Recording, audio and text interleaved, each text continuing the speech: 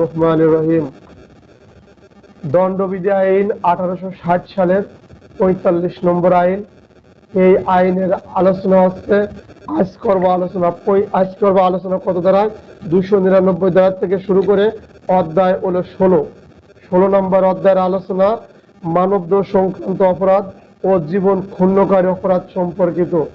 এখানে মানবদোষ সংক্রান্ত অপরাধ এবং জীবন ক্ষুণ্ণকারী অপরাধ সম্পর্কিত আলোচনা করব। এই আলোচনা দণ্ডবিধি আইন 299 থেকে শুরু করে কত পর্যন্ত দেখেই বলি। আবার কলম পড়ে গেছে 299 থেকে 112, তাই তো? 312 গর্ভপাত, এটা অধ্যায় না, দেখেন অনেক ভাগ আছে। রেকর্ডিং চালু আছে, আমাদের এই ক্লাস রেকর্ডিং গ্রুপে দেওয়া হয়, এছাড়া আইন পরে ডিসকাস দ্য ল ইউটিউবে দেওয়া হয়, যারা নিয়মিত দেখছেন দেখে নেবেন। এখন আজকের আলোচনা হচ্ছে দণ্ডবিধি আইন। দণ্ডবিধি আইনের অত্যন্ত গুরুত্বপূর্ণ আইন, মানবদেহ সংক্রান্ত এবং জীবন ক্ষুণ্ণকারী অপরাধ সম্পর্কিত। ধারা নাম্বার হলো 299। ধারা নাম্বার হচ্ছে 299, 300 এবং 301 ধারার আলোচনা করব। এই আলোচনার প্রথমে বোঝার আছে। এখানে প্রথম 299, 300 এবং 301 এই তিনটে দ্বারাই কিন্তু সংজ্ঞা বা টিকা আসতে পারে। এই সংজ্ঞা এবং টিকা যত যে ভালো বুঝবো, এর পরিধি এখান থেকে শতভাগ প্রশ্ন আসে, ঘন ঘন প্রশ্ন আসে, মাঝে মাঝেই প্রশ্ন আসে, এমসিকিউ আসে। এর সামান্য একটা কথার ভুলের কারণে দ্বারা ভুল হয়ে যায়। দ্বারা ভুল হয়েছে তো আমার আপনার উত্তর বরবাদ হয়ে যাবে। তাই খুব খেয়াল করবেন। আমি যতটুকু জানি সর্বোচ্চ চেষ্টা করব আমার আপনার বোঝানোর জন্য। তাহলে প্রথম ধারা হচ্ছে 299 না বোঝায় আমি 3 ধারার আগে যা খুন সম্পর্কে আলোচনা করব। এই খুনটা কি, এই হত্যাটা কি? সাধারণত আমরা খুন বা মানুষের মৃত্যু দুইভাবে হয়। একটা স্বাভাবিক মৃত্যু, একটা অস্বাভাবিক মৃত্যু। আমরা ফৌজদারি কার্যবিধি 174 দ্বারা অস্বাভাবিক মৃত্যু সম্পর্কে সুরতাল রিপোর্ট করছি। এর সাথে এর কোনো মিল নাই, বোঝার স্বার্থে সুরতালের 174ই আমরা সুরতাল করি। এই সুরতাল কেন করা হয়? অস্বাভাবিক মৃত্যু মানুষের দুই প্রকার হয়, একটা স্বাভাবিক মৃত্যু, একটা অস্বাভাবিক মৃত্যু হয়। এছাড়াও আমরা আইন থেকে একটু দূরে যাব বোঝানোর জন্য। মানুষ সাধারণত অসুস্থ হয়, হাসপাতালে ভর্তি হয় চিকিৎসার জন্য।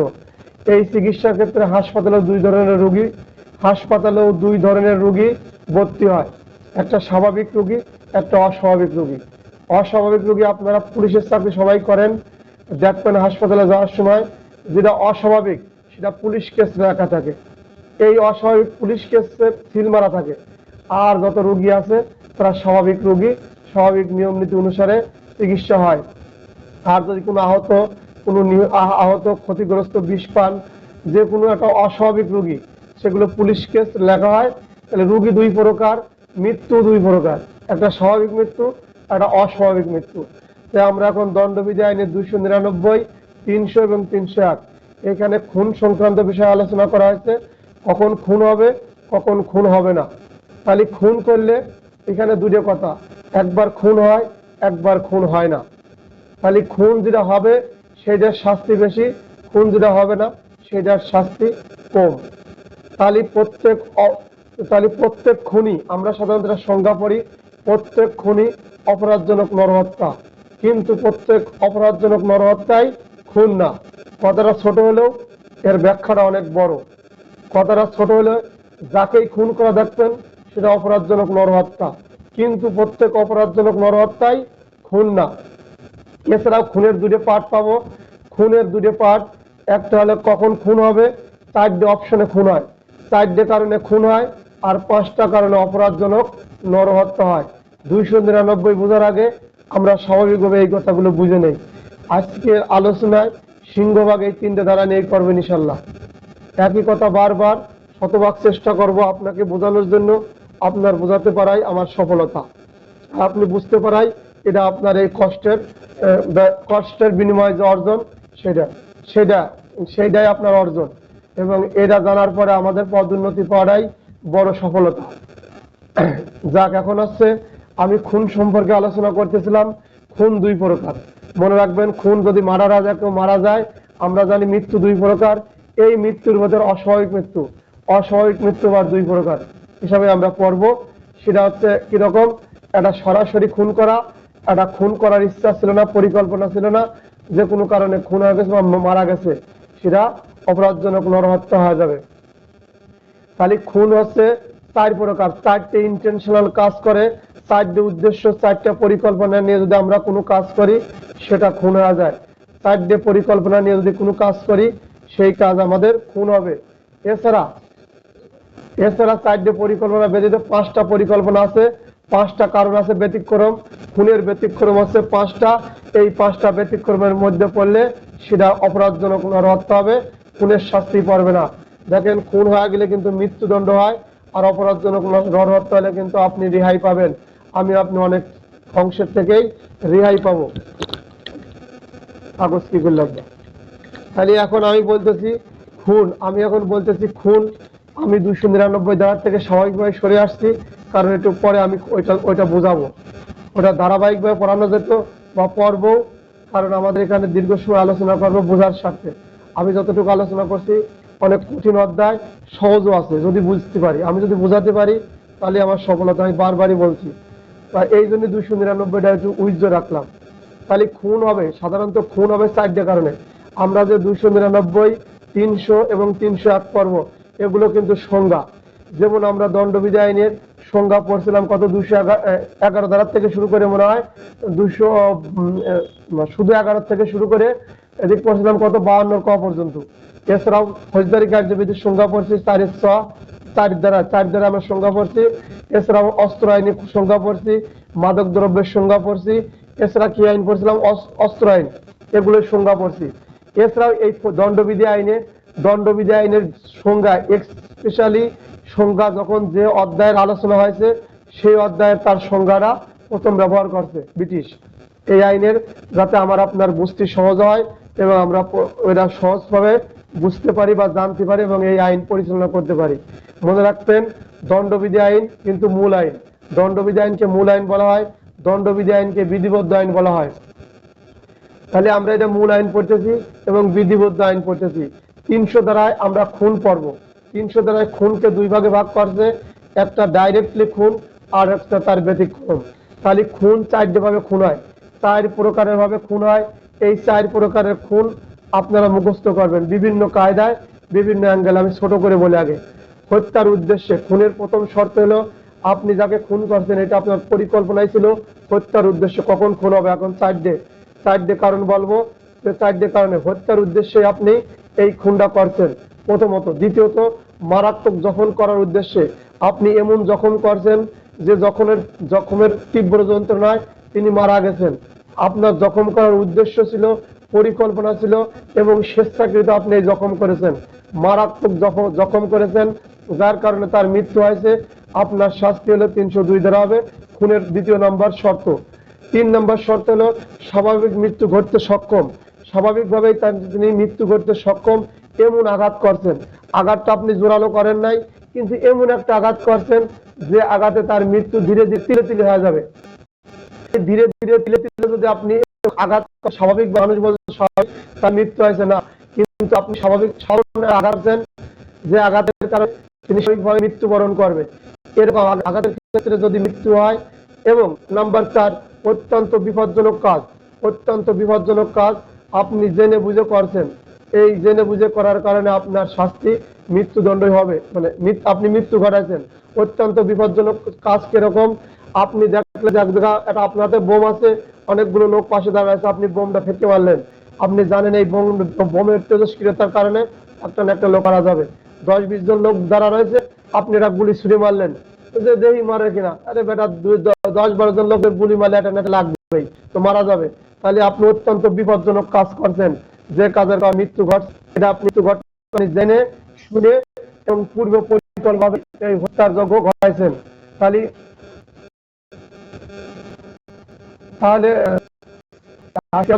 নাই, রেকর্ডিং আপনারা সরি করে দেবেন ওই গ্রুপে।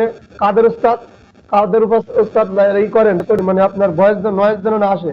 তাহলে আমরা দণ্ডবিধি আইনের দণ্ডবিধি আইন 1860 সালের অত্যন্ত গুরুত্বপূর্ণ অধ্যায় আলোচনা করতেছি।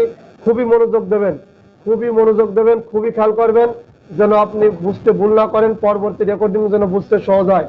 তাহলে খুন হয় 4টে কারণে, মনে রাখবেন খুন হয় 4টে কারণে। প্রথম কারণ হলো হত্যার উদ্দেশ্যে আপনি কাজটা করেছিলেন। আপনি হত্যার উদ্দেশ্যে মারাত্মক জখম করেছিলেন। আপনি মারাত্মক জখম করছিলাম যেন সে মারা যায় এবং তিনি মারা গেছেন। 3 নম্বর হলো স্বাভাবিকভাবে তিনি মারা যাবে, আমি ক্রিটিক্যাল ব্রেন কাটাইছি, স্বাভাবিকভাবে মারা যাবে এমন একটা আঘাত করছি, শরীরের এমন একটা অংশ আঘাত করছি মানুষ মনে করবে যে তিনি স্বাভাবিকভাবে মারা যাবে, এরকম স্বাভাবিক সামান্য আঘাত করছি যদি তিনি মারা যায়। নাম্বার 4, অত্যন্ত বিপজ্জনক কাজ আমি করছি যে কাজের পরে কোনো ব্যক্তির মৃত্যু হয়েছে। এবার চলে যান, এলে 4টে কারণে মৃত্যু হলে পারে আপনি খুনের অপরাধী হবেন। এখন আসেন কখন খুনের অপরাধের ব্যতিক্রম কি? ব্যতিক্রম 5। এমসিকিউ আসতে পারে। এমসিকিউ কি? কয়টা কারণে খুনের কয়টা কারণে খুন হয়, কয়টি কারণে খুন হয়? তখন লেখবেন 4টি কারণে খুন হয়। খুনের ব্যতিক্রম কয়টা? 5টা। অপশন হলো 5, 6, 7, 8। যদি জানা না থাকে উত্তর দিতে পারবেন না। খুনের ব্যতিক্রম 5টা, খুন হয় 4টে কারণে। 4টে কারণে খুন হলে আপনি খুনের শাস্তি পাবেন। আর যদি ব্যতিক্রম গুলোর মধ্যে পড়ে তাহলে আপনি অপরাধজনক নরহত্যার মধ্যে পড়ে যাবেন, আপনার শাস্তি কমে যাবে। এখন আসেন অপরাধজনক নরহত্যা খুনের ব্যতিক্রম গুলো কি সেই সম্পর্কে আলোচনা করি। আবার আমি হেডলাইন উচ্চারণ করতেছি, প্রত্যেক খুনি অপরাধজনক নরহত্যা নয়, কিন্তু প্রত্যেক অপরাধজনক নরহত্যায় ভুল করেছি। প্রত্যেক খুনি অপরাধজনক নরহত্যা, কিন্তু প্রত্যেক অপরাধজনক নরহত্যায় খুন নয়। এই কথাটার ব্যাখ্যা করবেন বসে বসে। এখন আসেন খুনের ব্যতিক্রম 5টা বলবো, ওই বৈদিক তাকাবেন না, সহজ এবং সাবলীল ভাষায় বোঝার স্বার্থে, আমার আপনার বোঝাকে সহজ করার জন্য স্বাভাবিক।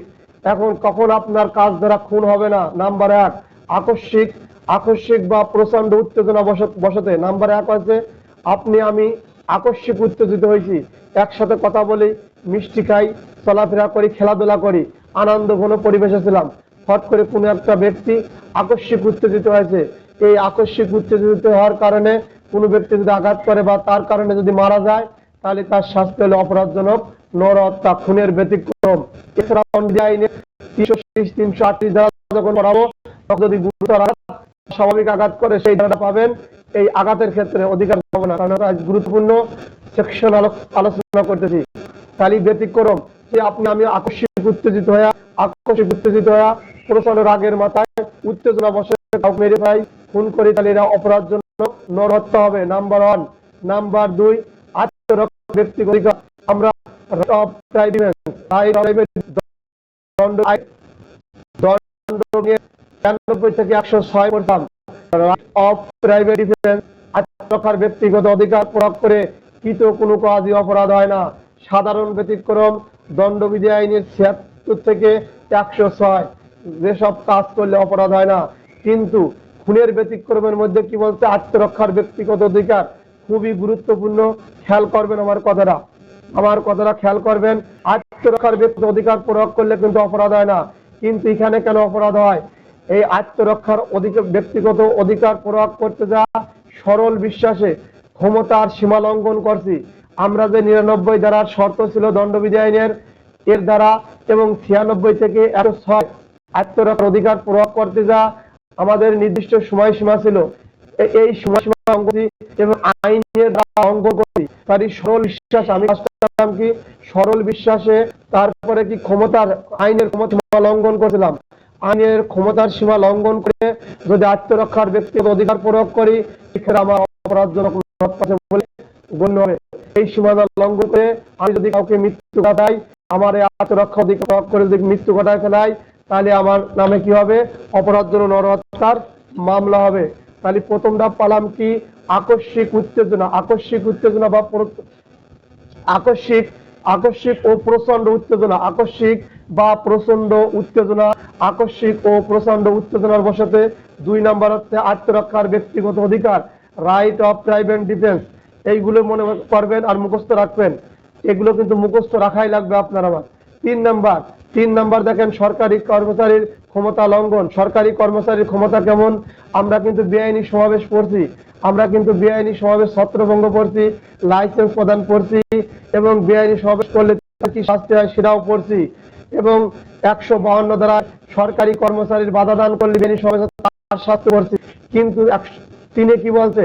303-এ বলছে ব্যতিক্রম, খুনের ব্যতিক্রমে বলছে সরকারি কর্মচারীর ক্ষমতা লঙ্ঘন। এই ক্ষমতা কি রকম? সরকারি কর্মচারী, পুলিশ বা ম্যাজিস্ট্রেট, ম্যাজিস্ট্রেট যখন বেআইনি ছত্রভঙ্গ করতে যায়, আইনের মধ্যে থেকে যে কার্যক্রম আমি ধরা, বিচার কার্যক্রম পরিচালনা করে ম্যাজিস্ট্রেট, এর মধ্যে যদি আইনের ভুলের সাথে আইনের ব্যত্যয় ঘটে কোনো ব্যক্তি মৃত্যুবরণ করে বা মারা যায়, হয়তো ম্যাজিস্ট্রেট নির্দেশ দিয়েছে আপনি গুলি করছেন অথবা আপনার কোনো কারণ দ্বারা বেআইনি সমাবেশ ছত্রভঙ্গ করতে গেছেন, সাময়িক লাভ দিয়ে তিনি মারা গেছেন, তাহলে আপনি আইনের সীমা এমনভাবে কাজটা করছেন, আইনের সীমা লঙ্ঘন করছে। কিন্তু সরকারি কর্মচারী এই সরকারি কাজ করতে গিয়ে ভুলবশতে, আমাদের কাজ হয়েছে কি ভুলবশতে আইনের সীমা লঙ্ঘন করছে বা আইনের বাইরে যে একটা কাজ করে ফেলাইছি, সেই ক্ষেত্রে আমি অপরাধজনক নরহত্যা করেছি বলেই গণ্য হবে। বেআইনি সমাবেশে বা সরকারি দায়িত্ব পালন করার ক্ষেত্রে আপনারা সবাই জানেন আমাদের বিরুদ্ধে মামলা করতে গেলে সরকারের অনুমতি লাগে, অনুমতিবিহীন হয় না। এরা ফৌজদারি কার্যবিধি 132 আমাদের রক্ষা বলা হয়, এখানে ছিলাম। এছাড়া আমাদের নামে যে মামলা এখানে হচ্ছে 3 জন সরকারি কর্মচারী আমরা আইনের সীমা লঙ্ঘন করছি, ভুলবশত আমাদের দ্বারা কোনো লোকের মারা গেছে, সেই ক্ষেত্রে আমার আপনার নামে মামলা হবে কিরকম? অপরাধজনক নরহত্যা, খুনের মামলা হবে না, আমরা খুন করার উদ্দেশ্য করি নাই। নাম্বার 4 খুনের ব্যতিক্রম। নাম্বার 4 আকস্মিক কলহ বা মারামারি। আকস্মিক কলহ বা মারামারি হয়েছে আকস্মিকভাবে, কোনো পূর্ব পরিকল্পনা নাই, কোনো পূর্ব প্রস্তুতি নাই, কোনো ঝগড়া মারামারি ছিল না, মানে কোনো উত্তেজনাও ছিল না আমাদের মধ্যে, তাহলে আমাদের কোনো পরিকল্পনা ছিল না, আমাদের আকস্মিকভাবে আমরা কলহ বা ঝগড়া লাগিয়ে গেছে। এই কলহ ঝগড়া করার সময় একে অপরের ধাক্কা মারতেই পারে। আমি কাদের ওস্তাদের সাথে কথা কাটাকাটি ভালোই ছিলাম, ফট করে দিলে ঝগড়া কথা কাটাকাটি হয়, আমরা কিছু কলহ মারামারির সঙ্গে আপনারা জানেন গায়ে হাত দেওয়া লাগে না, এমন কথা উনি আঘাত পায়া উনি মারা গেল, এই আমার এই কথার কারণে যে মারা গেল, এই আমার জোরে উচ্চারণ করার কারণে যে মারা গেল, তাহলে আকস্মিক ভাবে, আমি কিন্তু কাদের মারার উদ্দেশ্যে ওই কথা বর্ণনা করি নাই, আমাদের কলহ বা মারামারি আকস্মিক ভাবে হওয়া পড়ছিল। এই মারামারির সংজ্ঞা কিন্তু আপনারা জানেন, শরীর স্পর্শ করা লাগে না, শরীর স্পর্শ ব্যতীতই যদি মারা যায়, এই আত্মীয় স্বজন এসে বলবে যে তর্ক বিতর্ক করছিল, এর এই কথার কারণেই মারা গেছে। তাহলে আমাদের এখানে কি হয়েছিল? কলহ হচ্ছিল, প্রকাশ্য স্থানে হচ্ছিল এবং গণশান্তিও নষ্ট হচ্ছিল। এইখানে যদি মারা যায় তাহলে অপরাধজনক নরহত্যা হয়, খুনের ব্যতিক্রম। নাম্বার 5 নিহতর সম্মতি। যদি নিহতর সম্মতি দেয়, কোনো ব্যক্তি যদি ইচ্ছা করে মারা যায়, আমরা জানি যদি ইচ্ছা করে মারা যায় নিহত সম্মতি দিও, এই ব্যক্তির বয়স 18 বছরের বেশি বয়স যদি কোনো ব্যক্তি তার মৃত্যুর জন্য তিনি নিজেই সম্মতি দেয়, তাহলে দেখবেন আমাদের দেশে অনেক সময় অপমৃত্যু মামলা হয়, যে আত্মহত্যা করে মারা যায় না, অপমৃত্যু রুজু করে দেয়। তাহলে কি এটা অপরাধজনক নরহত্যা হয়েছে, তিনি নিজে হয়েছেন অপরাধজনক নরহত্যা।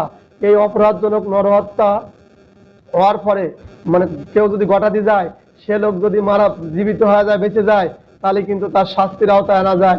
তার শাস্তি কত? তার শাস্তি হলো 309 দ্বারায়। কিন্তু যে লোক মারাই গেছে তার আর শাস্তি কি দেবেন? তাহলে নিহত সম্মতি নিয়ে যে ব্যক্তি 18 বছরের বেশি বয়স্ক কোনো ব্যক্তির তার মৃত্যুর সম্মতি নিয়ে মৃত্যু ঘটায়, এইখানে সহায়তাকারী শাস্তি হবে। সহায়তা কিরাম? একজন সহায়তা করছে, মার আমি পাগল, আমি এরকম অন্যায় করছি, আমার মাথায় বাড়ি দে, এখন আরেকজন যারা বাড়ি দেওয়ালো, সে বাড়ি মারছে, মারা গেছে, কিন্তু এই যে 18 বছরের বেশি বয়স্ক লোক সম্মতি দিল, তিনি তো মারাই গেলেন, কিন্তু তার নামেও বিচার করা যাবে ওই সহায়তাকারী অপরাধজনক নরহত্যার সহায়তা করলেন, কারণ তার এই মারা 91 দ্বারায় পড়ছেন, যে কাজ অপরাধজনক তা সাধারণ ব্যতিক্রমের মধ্যে পড়ে না। তাহলে সম্মতি যত 18 বছরের বেশি লোক দিক, সেক্ষেত্রে তাকে মৃত্যু ঘটানো যাবে না। কিন্তু যখন ঘটাই ফেলাইছে, কাজটায় সহযোগিতা করছে, সেই সহযোগিতার কারণে তার অপরাধজনক নরহত্যা। আর যে মারা গেছে তার কাজ শেষ হয়ে গেছে। এখন আসেন এই 5টা ব্যতিক্রম সংক্ষেপে বলে দেই। খুনের 5টা ব্যতিক্রম। 1 নাম্বার আকস্মিক প্রচন্ড উত্তেজনা। 1 নাম্বার আকস্মিক বা প্রচন্ড উত্তেজনার বশতে যদি মৃত্যু ঘটায় তাহলে অপরাধজনক নরহত্যা হবে। নাম্বার 2 আত্মরক্ষার ব্যক্তিগত অধিকার, রাইট অফ প্রাইভেট ডিফেন্স, আত্মরক্ষার ব্যক্তিগত অধিকার, রাইট অফ প্রাইভেট ডিফেন্স।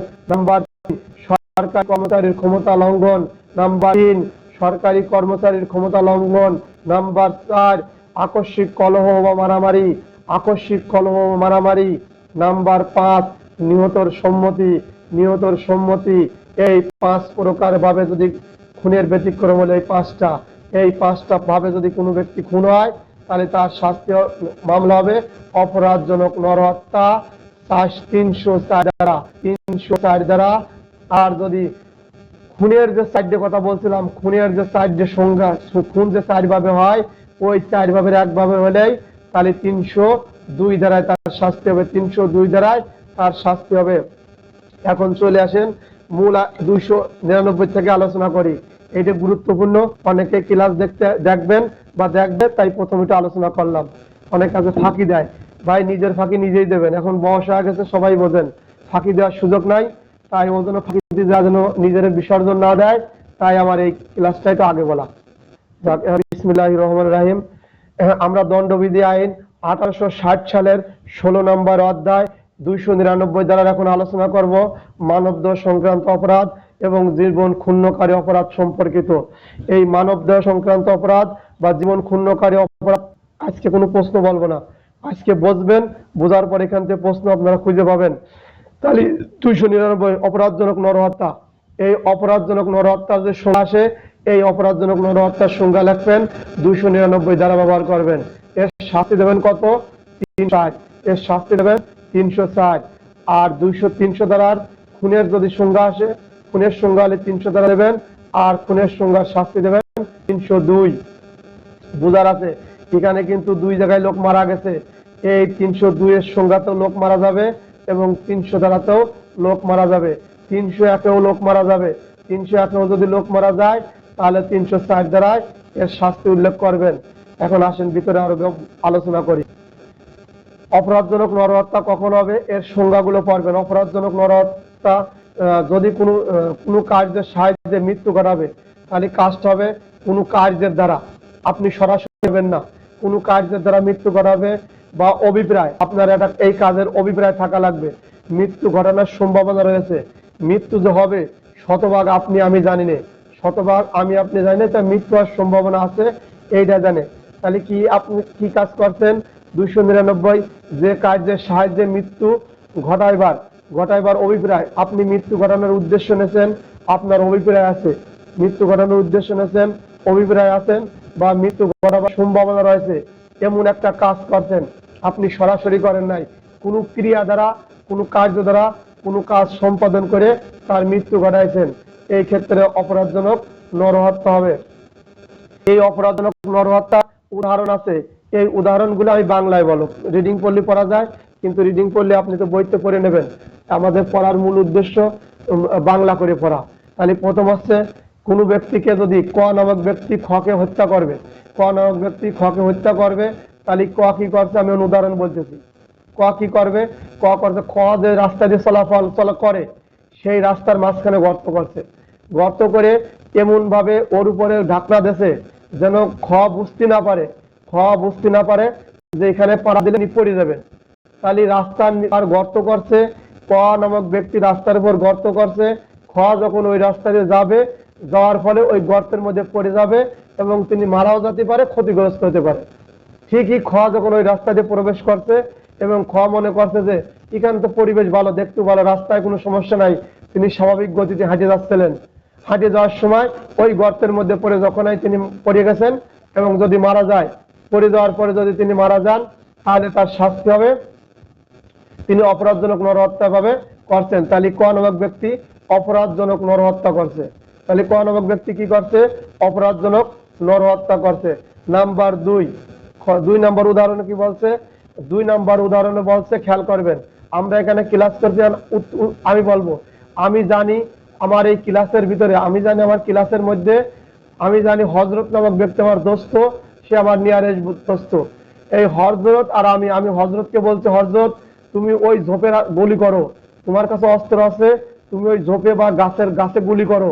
কিন্তু ওই গাছের পাশে বা ঝোপের আড়ালে আমাদের ক্লাসের জয় শুয়ে রয়েছে, আমি এটাও জানি এই জয় ওই ঝোপের আড়ালে আছে। হযরত কিন্তু জানে না, হযরত জানে না ঝোপের আড়ালে কি আছে। হযরত সরাসরি শুট করছে, গুলি যা লাগছে কার গায়ে, ঝোপে লাগে, ওই জয় মারা গেছে, ওই জয় মারা গেছে। তাহলে অপরাধজনক নরহত্যা সংঘটিত হয়েছে, অপরাধজনক। তাহলে আমি কি করলাম, অপরাধজনক নরহত্যা করলাম। আমি ঝোপে গুলি করতে বলছিলাম, কিন্তু ঝোপের আড়ালেই, ঝোপের পাশে কে ছিল, জয় ছিল, জয় মারা গেছে। তাহলে কাজটা হয়েছে অপরাধজনক নরহত্যা হয়েছে। এর শাস্তি হলো 304। এখন আসেন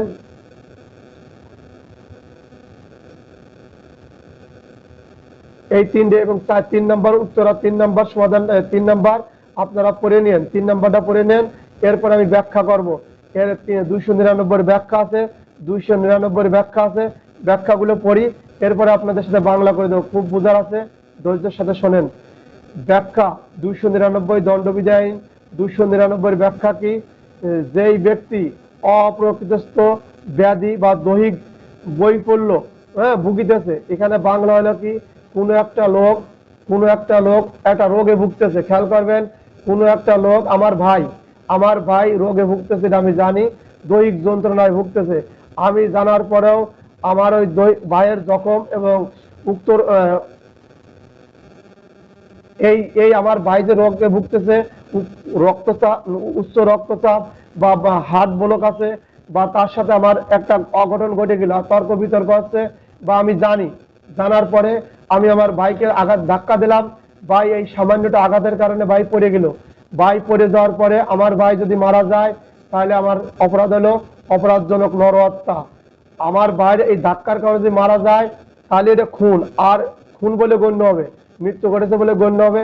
এবং আমি যদি আমার ভাইকে চিকিৎসা করে বাঁচানোর চিন্তা ভাবনা করি, তাহলে কি হবে, তাহলে হচ্ছে খুন বলে গণ্য হবে না, অপরাধজনক নরহত্যা হবে। বুঝাতে আমরা ভুল করে ফেললাম, বা ইন্ডিকেশন অন্য দিক গেলে ভুল হয়ে যায়, এটা মনে করবেন না। আমি কাটিয়ে সংশোধন দেবো। 27 নম্বর, 27 মিনিটের থেকে 27.25। যাক আবার বলি, বিসমিল্লাহ, আস্তাগফিরুল্লাহ, আস্তাগফিরুল্লাহ, সবাই দোয়া করেন। আস্তাগফিরুল্লাহ খুব কঠিন জিনিস, খুব হার্ডলি জিনিস, একটু মিসিং হলেই আপনি ভুল বুঝে ফেলাবেন। আমি চাই আপনাকে সহজ এবং সাবলীল করে বোঝাতে। তাহলে 1 নম্বর ব্যাখ্যা বলি, যে ব্যক্তি অপ্রকৃতস্থ, যে ব্যক্তি অপ্রকৃতস্থ মানে কি, পাগল, ব্যাধি বা দৈহিক, মানে ব্যাধি আছে, রোগ বালাই আছে, বা দৈহিক বৈকল্য ভুগিতেছে, মানে রোগ বালাই ভুগিতেছে, এরূপ অপর কোনো ব্যক্তিকে দৈহিক জখম করে বা তার দ্বারা উক্ত অপর ব্যক্তির মৃত্যু ত্বরান্বিত করে, সেই ব্যক্তি তার মৃত্যু ঘটাইছে বলে গণ্য হবে। তাহলে যে ব্যক্তি অপ্রকৃতস্থ ব্যাধি বা দৈহিক বৈকল্যে ভুগিতেছে, এইরূপ অপর কোনো ব্যক্তির দৈহিক জখম করে, মানে এইরকম খারাপ ব্যক্তি যদি কেউ জখম করে, তার দ্বারা উক্ত অপর ব্যক্তির মৃত্যু ত্বরান্বিত করে, তার দ্বারা যদি অন্য কোনো ব্যক্তি মারা যায়, সেই ব্যক্তি অপর ব্যক্তির মৃত্যু ঘটাচ্ছে বলেই গণ্য হবে। এছাড়া নাম্বার 2 খেয়াল করেন, যে ক্ষেত্রে দৈহিক জখমের ফলে মৃত্যু ঘটে, যেই ক্ষেত্রে দৈহিক জখমের ফলে মৃত্যু ঘটে, যেই ক্ষেত্রে যে ব্যক্তি অনুরূপ দৈহিক জখম করে, সেই ব্যক্তি মৃত্যু ঘটাইছে বলে গণ্য হইবে, যদিও যথাযথ প্রতিকার বা নিপুণ চিকিৎসার আশ্রয় নিয়ে মৃত্যু নিবারণ করা যাইত। তাহলে আপনি যে ব্যক্তিকে আঘাত করছেন বা ঘটনা ধাক্কা দিয়েছেন, সে থরথর করে কাঁপতেছে, মরে যায়, তাহলে আপনি তারা কি করলেন, চিকিৎসা করার জন্য চিন্তা ভাবনা করলেন বা বাঁচানোর চিন্তা ভাবনা করলেন, তারপরেও মারা গেল, অপরাধজনক নরহত্যা।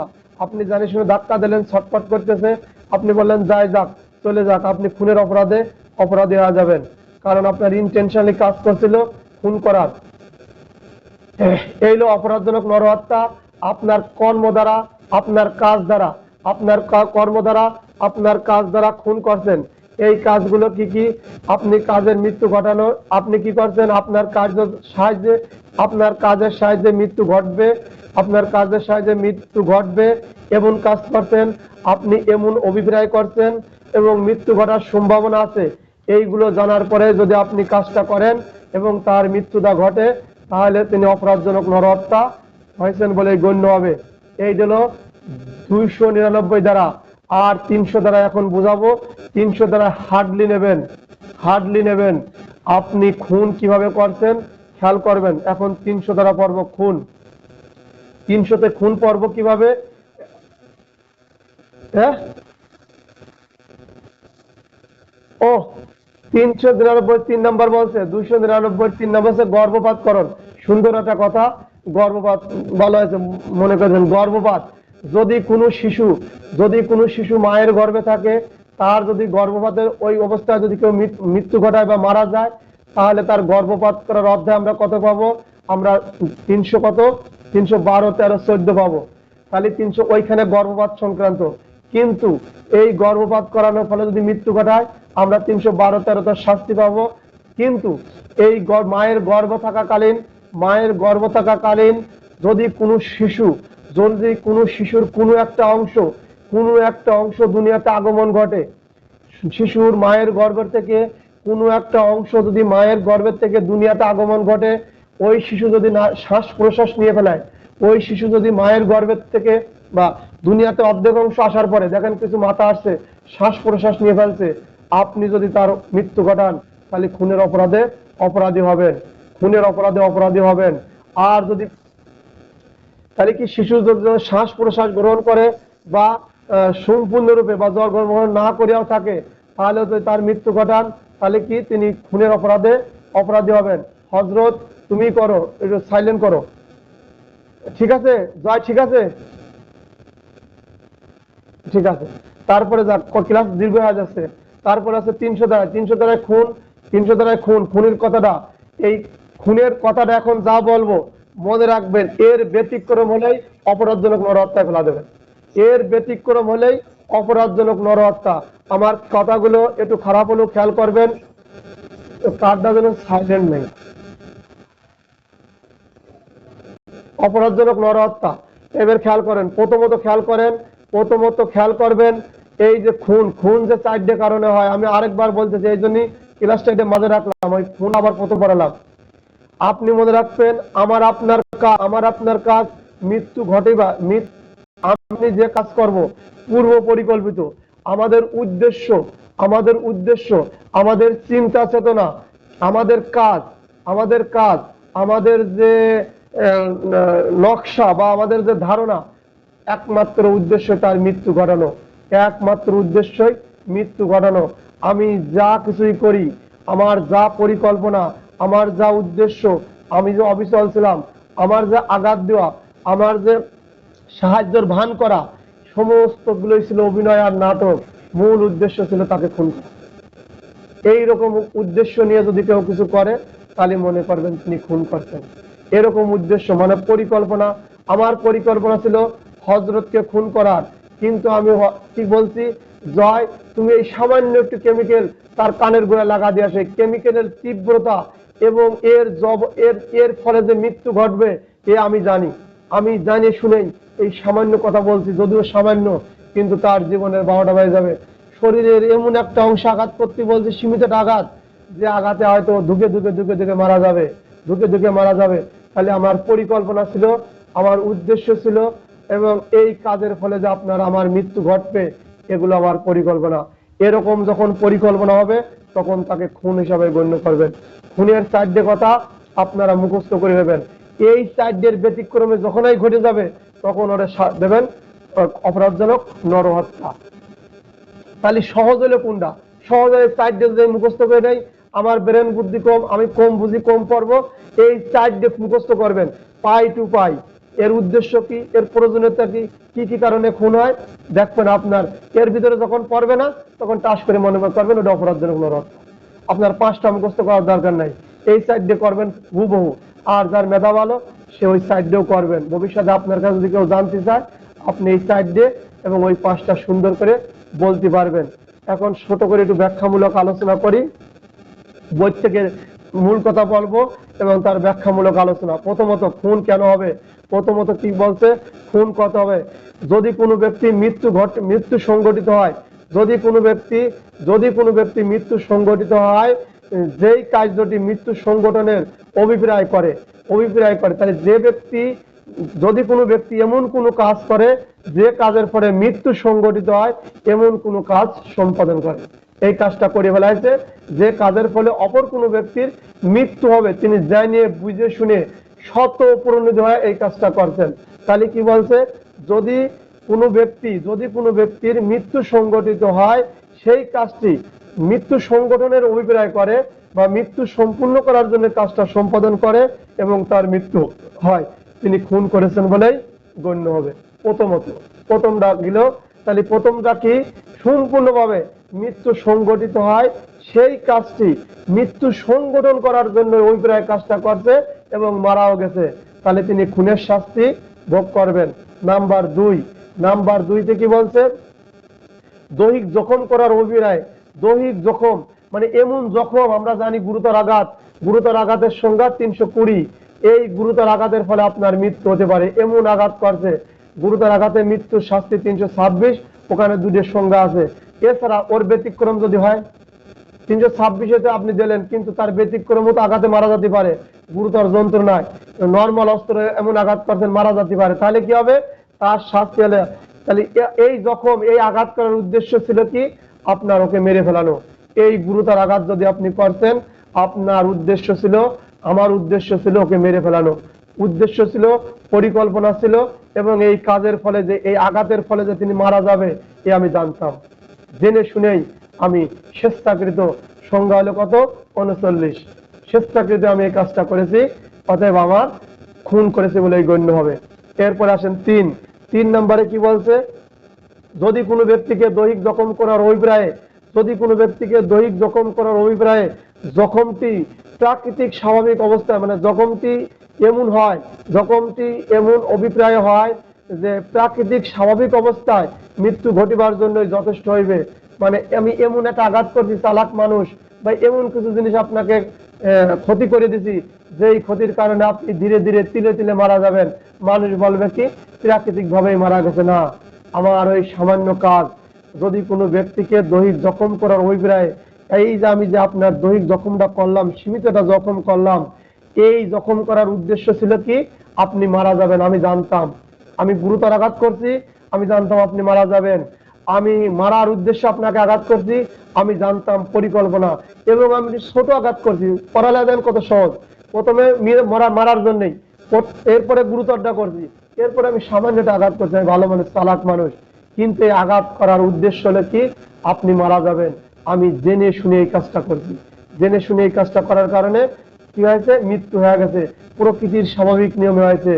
কিন্তু আমরা পড়ছি, আপনারা খেয়াল করবেন, 174 দ্বারায় যদি কোনো ব্যক্তি মারা যায়, এই মারা যাওয়ার কারণে কোনো ব্যক্তির উপস্থিতি লক্ষ্য করা যায়, এই জয় পড়ছেন কতটা, 174, অস্বাভাবিক মৃত্যু, তো এইখানে এসে পাইছেন, তাহলে খুন যে করছেন, খুন যে হয়ে গেছে, ওই যে আমরা বলছি যে মারা গেছে, কিন্তু প্রাণী বস্তু বা কোনো জন্তুর দ্বারা মারা যায় নাই, কিন্তু সেই লোকটা মারা গেছে, মনে হচ্ছে, সন্দেহ হচ্ছে কোনো ব্যক্তির উপস্থিতিতে মারা গেছে।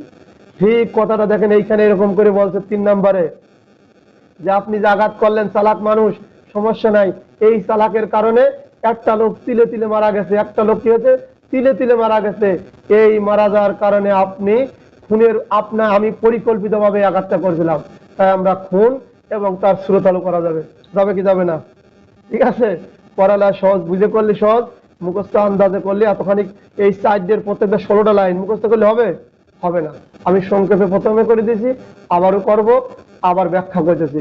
এবং চতুর্থ আসেন, চতুর্থতে কি বলছে, যে ব্যক্তি অবগত থাকে যে আসন্ন বিপজ্জনক যে মৃত্যু ঘটবে, দৈহিক জখম ঘটাবার যাহা মৃত্যু ঘটাইতে পারে, অজুহাত ব্যতি রেখে অনুরূপ কার্য সম্পাদন করে।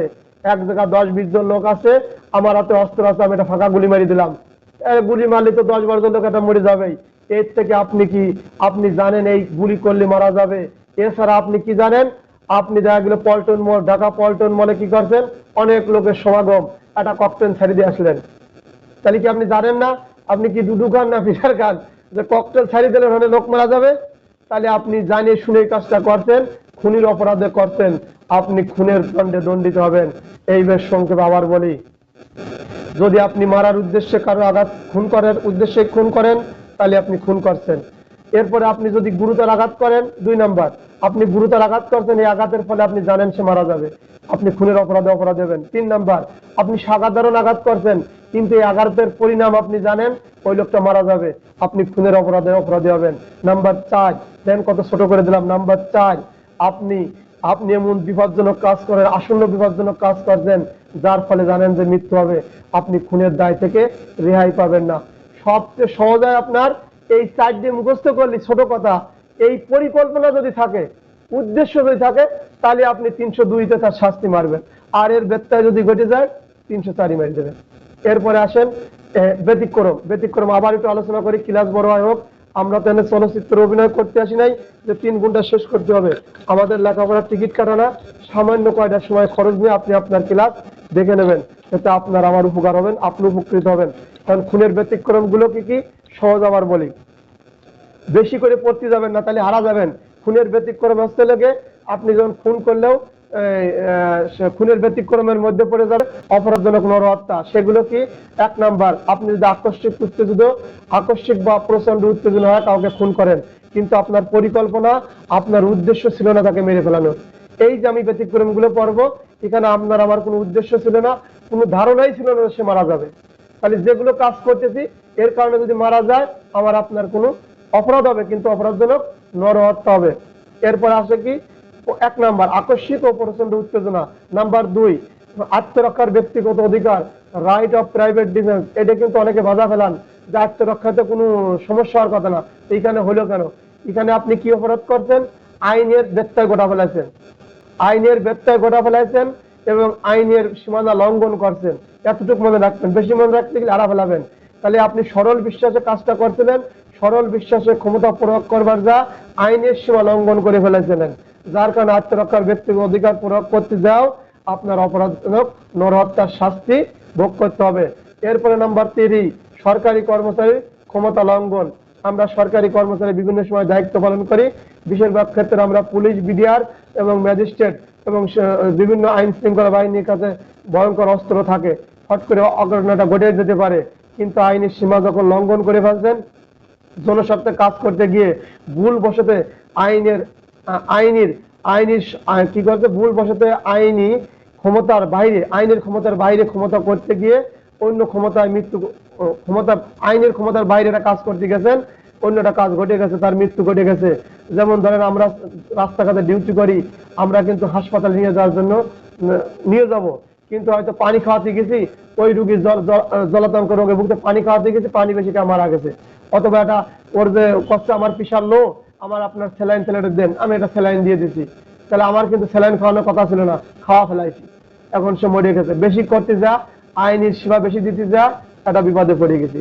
তাহলে সরকারি কর্মচারী ক্ষমতা লঙ্ঘন, যেটুক দায়িত্ব ছিল তার বেশি করতে গেছেন, বা যে আইন ছিল তার বেশি করতে যা আইনের সীমা লঙ্ঘন করার ক্ষেত্রে যদি কেউ মারা যায়, সেই ক্ষেত্রে অপরাধজনক নরহত্যার দায়ে দণ্ডিত হবেন।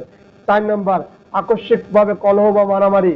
মনে রাখবেন, কলহ বা মারামারি কিন্তু গায়ে হাত দেওয়া না, কথার বর্ণ, কিন্তু বারবার বলছি, কলহ মারামারি, তারপরে আক্রমণ এবং আঘাত, 3টের ভিতর কিন্তু আকাশ পাতাল ডিফারেন্স আছে। কলহ মারামারি কখনো গায়ে হাত দেওয়া না, শরীর স্পষ্ট করলেই আঘাতে চলে যাবে।